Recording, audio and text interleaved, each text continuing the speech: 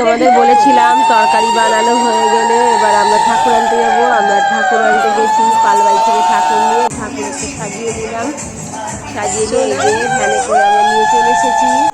তোমাদের দেখিয়েছিলাম ছোট্ট একটা আমাদের প্যান্ডেল, ফাঁকা প্যান্ডেল দেখিয়েছিলাম। আমাদের প্যান্ডেলে আমাদের মহাপ্রভু গৌর সুন্দর এসে গেছে, দেখো।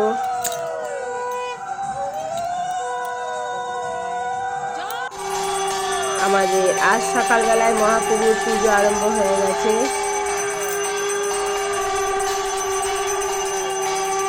নবদ্বীপের মহাপ্রভু পুজো তোমাদের সঙ্গে একটু শেয়ার করলাম।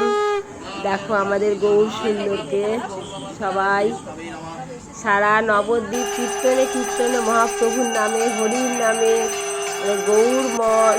গৌরময় নবদ্বীপ। তোমরা যে নবদ্বীপে আসনি তারা নবদ্বীপে একবার ঘুরে যাবে।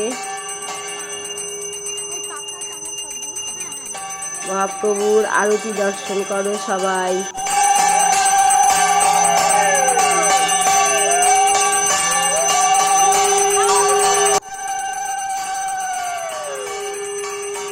আমার মহাপ্রভুর পুজোর ভিডিওটা কেমন লাগলো, কে কে আমাদের গৌর সুন্দর মহাপ্রভুকে ভালোবাসে কমেন্ট করে জানাবে।